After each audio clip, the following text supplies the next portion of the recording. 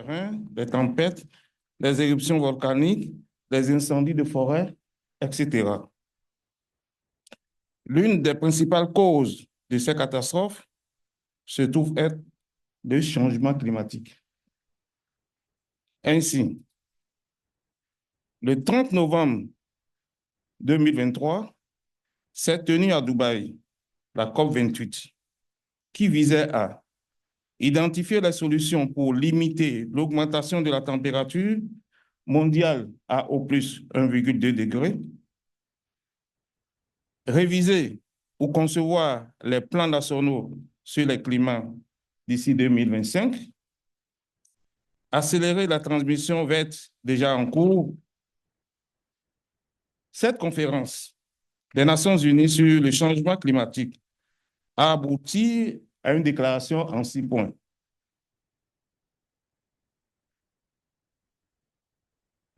Renforcer les politiques d'atténuation et d'adaptation avec des partenaires, solliciter la collaboration sur les défis de la santé animale et environnementale, surtout la collaboration des partenaires et des banques, donner la primauté aux mesures d'adaptation dans tous les secteurs, à savoir l'alimentation, l'agriculture, l'eau, l'assainissement, le logement, l'urbanisme, les soins de santé, le transport et l'énergie, améliorer les systèmes de santé, lutter contre les inégalités pour atteindre les objectifs du développement et la santé universelle, promouvoir la réduction des émissions et des déchets du secteur de la santé. Cette conférence a mentionné 4 recommandations, à savoir, ces 4 recommandations sont en même temps des points d'action. D'abord, augmenter les investissements. Deuxièmement, plaider pour que les partenaires financiers, surtout les banques d'investissement, soient dans le domaine du changement climatique. 3, partager le financement avec la mise en œuvre des interventions en faveur du changement climatique. Et 4, enfin, améliorer le suivi de la transparence et l'évolution du financement de la lutte contre le changement climatique. Voilà, mesdames et messieurs, l'aperçu de la déclaration de la COP28 et les points d'action mentionnés. Le présent panel nous éclairera davantage sur ces points, leur suivi, leur mise en œuvre, bien sûr, à ce jour. Pour y parvenir, nous avons 4 panélistes venus d'horizons divers, avec des qualités assez pointues et des invités spéciaux. Pour animer ce panel, je suis avec le docteur Socé Fall, médecin santé publique, docteur en épidémiologie et santé internationale, bénéficiant d'une maîtrise en sciences de développement durable, avec un certificat exécutif en diplomatie sanitaire. Il est aussi diplômé de maladies tropicales et d'épidémiologie. Ce qui nous unit, c'est que c'est un médecin militaire. Et moi, j'ai été militaire avant d'être médecin. Nous allons tenir compte de la rigueur du temps. Chaque panéliste aura 10 minutes maximum, parce que nous avons au total 90 minutes. Docteur Socé présentera les membres du panel et passera en même temps les paroles à tour de rôle à certains panélistes. Docteur Socé. Merci beaucoup. Je suis le directeur général de l'OAS, l'Organisation ouest-africaine de la santé, et mon co-chair. Donc, nous avons un panel très riche dans lequel nous avons Dr. Precious Matsoso, qui est juste à votre côté, qui est en ce moment donc la présidente de l'organe de négociation intergouvernementale pour l'élaboration du traité sur les pandémies. Elle enseigne dans plusieurs universités, donc en Afrique du Sud et en Malaisie, mais elle a aussi été directrice pour l'innovation et la propriété intellectuelle au niveau de l'Organisation mondiale de la santé et directrice générale aussi de la santé en Afrique du Sud, entre autres. Donc, à côté de Precious, nous avons donc Monsieur Libasba, qui est coordinateur des programmes Enda Energy. Il est économiste planificateur, diplômé de l'Université de Dakar, l'Université Cheikh Anta Diop, et également diplômé en analyse et évaluation des politiques énergétiques et du changement climatique à l'Université de Berkeley, à San Francisco. Et donc, à côté de M. Libasba, nous avons Dr. Aide Jong Nyan, que nous avons vu ce matin. Il nous a fait une excellente présentation. Elle travaille depuis plus de 20 ans au niveau du service de météorologie. Elle est actuellement la directrice, mais elle fait aussi partie du groupe d'experts intergouvernemental sur l'évaluation du changement climatique et a contribué à beaucoup de rapports scientifiques donc, dans ce cadre.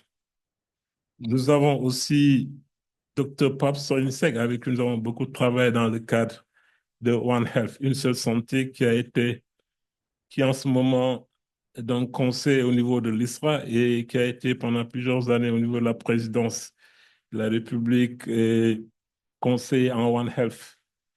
Actuellement, il est le président de l'Assemblée générale de l'initiative internationale PRESOT, dont il va parler tout à l'heure. Donc voilà un peu un bref résumé, donc la présentation de nos panélistes. Et je vais commencer ma première question avec Precious. Precious, we are talking about climate change and health and the resolution from the COP28. You know, as you all know, it was the first time we had during COP an agenda, a specific agenda on climate change and health. How do you see the INB as a key element to contribute to the discussion on climate change and health, and mainly in terms of prevention and response to pandemic? Thank you. Well, thank you. Good afternoon. I think this is an important question. Important because when the meeting on COP28 was held in November last year, the Intergovernmental Negotiating Body was actually 21 months old. And in the 21 months, what was important was that there was recognition that for us to prevent and prepare as well as respond to pandemics is going to require a multi-sectoral approach. And I think that's probably key because there's an understanding that a significant proportion of diseases are zoonotic, but that as human beings, we contribute to problems that we see with the degradation of the environment. And the consequences of that is that it leads to diseases. So we have this virtual cycle that needs to be addressed. And dealing with pandemics in a siloed approach is not going to be a complete solution. So it is for that reason that if you look at the current pandemic agreement, the draft that is currently being negotiated, it addresses key elements that I think are already identified in COP28 declaration. And I'll just refer to a few of them. And the first has to do with the strengthening of the health system. But it is not enough to just refer to the strengthening of the health system without making the health system responsive to any disasters. And I want to also pause a bit to say that one of the key drivers of the problems that we see with climate and some of the disasters is the contribution of health to those problems. The first is how we handle waste management, whether it be the pharmaceutical carbovigilance agenda that has actually not even made it to the main agenda on discussions on COP28. We just talk about access to pharmaceuticals, but we don't deal with the problems, how those pharmaceuticals are disposed, how the waste is disposed, and what the consequences are. The second is about the waste that comes out of our hospitals. It's another contribution to this problem. So we need to deal with the problems that the health sector contributes with regard to climate-related problems and environmental disasters, but also the responsiveness of the health sector. So in the manner in which we craft the pandemic agreement, we must ensure that we follow a multi-sectoral approach. Firstly, by addressing the nexus between health, animal health, human health, and the environment. Dealing with animal health in silos is not adequate. We have to understand that without addressing animal health, we will have food security problems. Without dealing with the environment, we will also have agricultural concerns. So it is for that reason that we have to address this. But we should also see the health sector as an opportunity to learn from for other sectors. If you look at surveillance, because it's one of the key areas of this pandemic agreement, prevention and surveillance. Prevention, the social determinants and environmental determinants of health that needs to be addressed. And I think this is the recognition in this pandemic agreement. But there is also surveillance systems that can ensure that we have early warning systems. So the health sector has built public health surveillance system over years. And I think these can be extended so that we can have, firstly, collaborative surveillance system that are integrated, that take into account human health, animal health, but also environmental related problems. And in that regard, we'll have a much better way of prevention and also preparing better for pandemics. The second is about collaboration. I have noted, sir, when you spoke earlier, you made reference to some of the elements of the COP28. One of the key articles in this pandemic treaty is about collaboration and support so that developing countries do not necessarily bear the burden of implementing some of the recommended provisions in the pandemic agreement.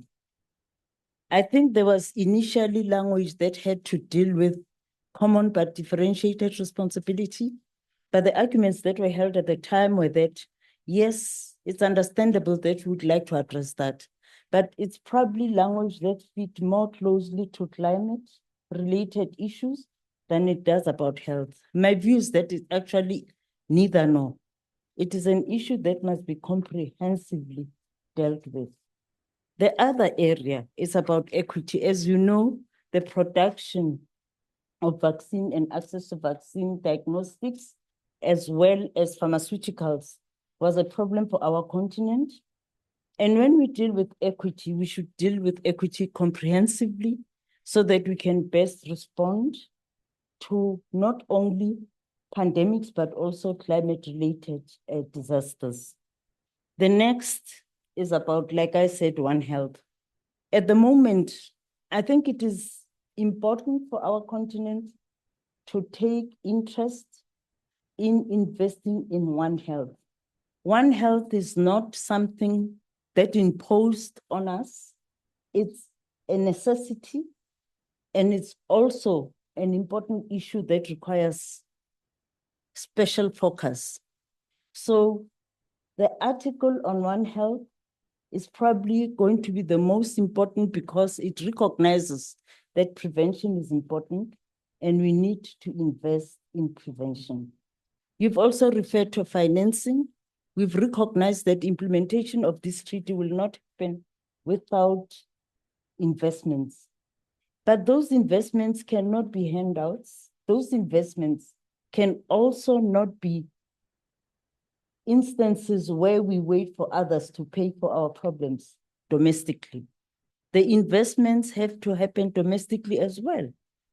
As a sign of commitment, we have to show that there will be domestic resources that are allocated because we owe it to our citizens. We owe it to our citizens to protect them when disaster hits, whether it be climate change, whether it be floods, fires, or any other disaster, including pandemics.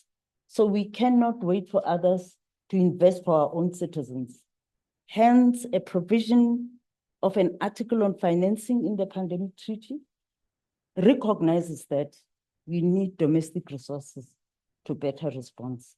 And lastly, I would like to talk about the infrastructure, investment in infrastructure and human resources for the health workforce and frontline workers, because those are people who need to be protected, but we also have to ensure that they are climate aware and they're also trained to respond appropriately and adequately, particularly when there are disasters. I'll stop there. Thank you. Thank you very, very much, Precious. You have touched on so many important points. I'm sure our other panelists will also contribute to the same topic, talk about the collaborative surveillance and the need for investment in One Health. It does remind me with PAPSEC here. In 2017 or 2018, we organized the first One Health Ministerial Conference for West Africa, where we had Minister of Health, Environment, Animal Health, Agriculture, and it was a starting point for developing a regional framework we are still implementing in West Africa. And you also talk a lot about the impact of climate change in health. It will give me this opportunity to ask to Dr. Aïda Diong. Ce matin, vous avez beaucoup parlé des effets du changement climatique sur la santé. Vous avez parlé de l'impact sur les maladies infectieuses et transmissibles, surtout les maladies à transmission vectorielle. Vous avez parlé des autres conséquences aussi, telles que les maladies à transmission hydrique, le choléra, etc. Et comment les politiques de lutte contre le changement climatique peuvent-elles être bénéfiques à la santé?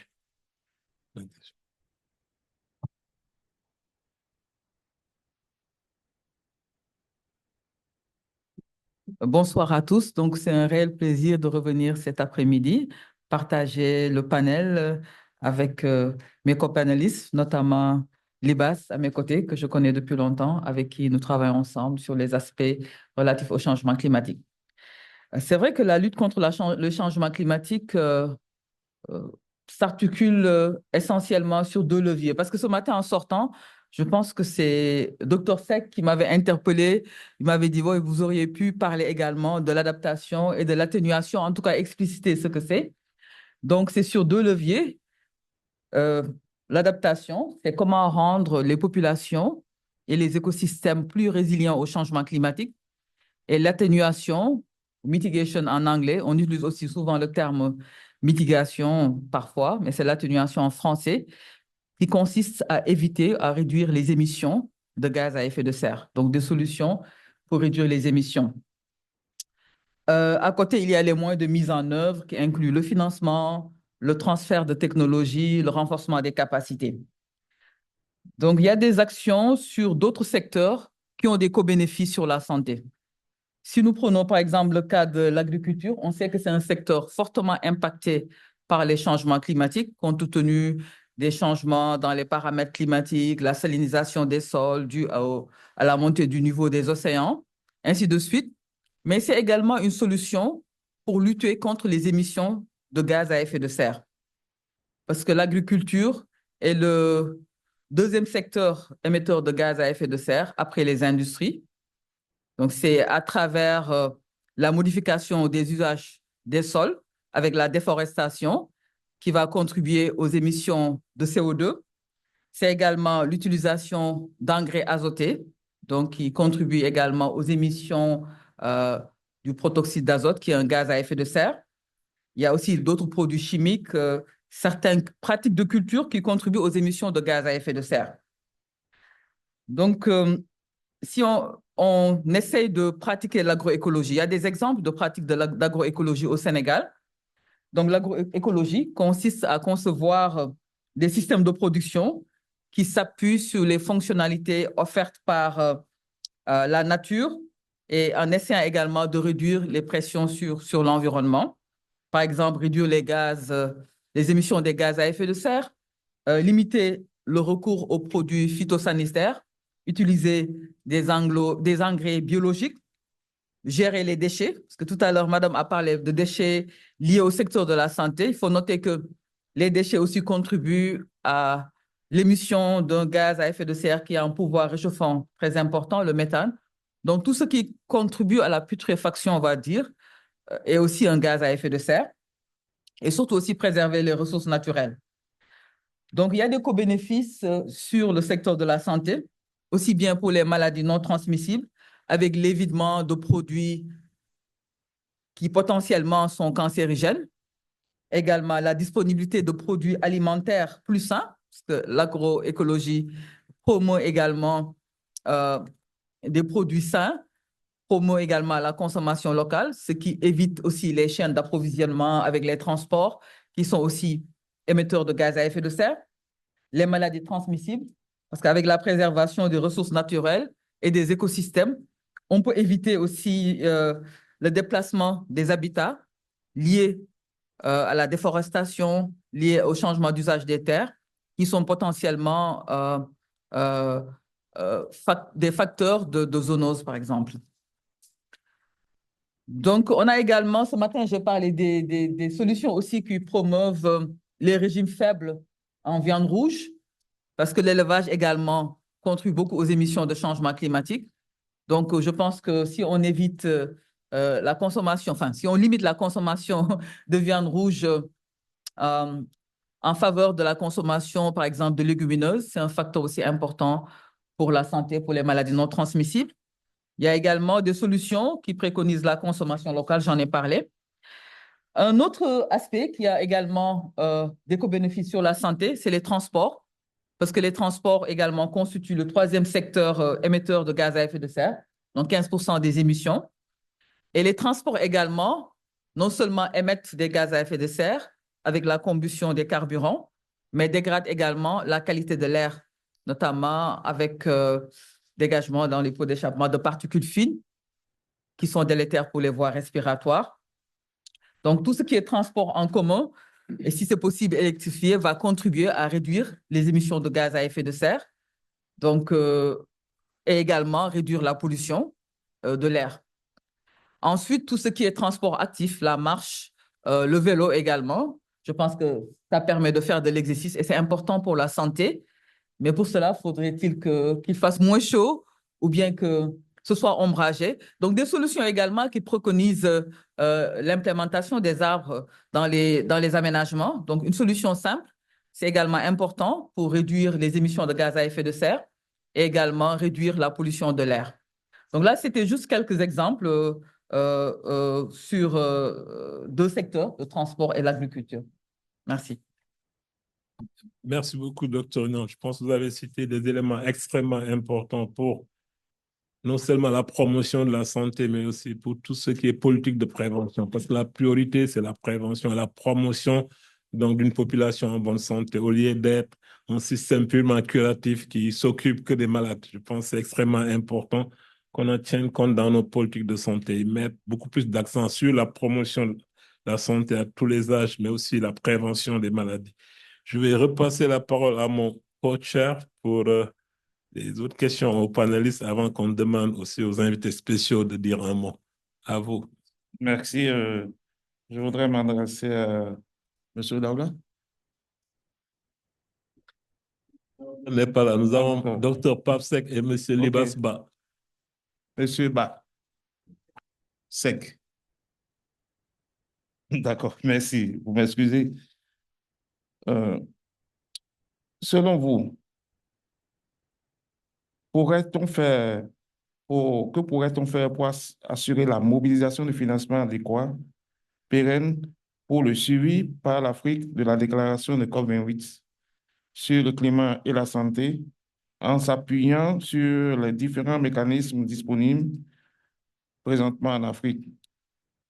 Sera-t-il possible?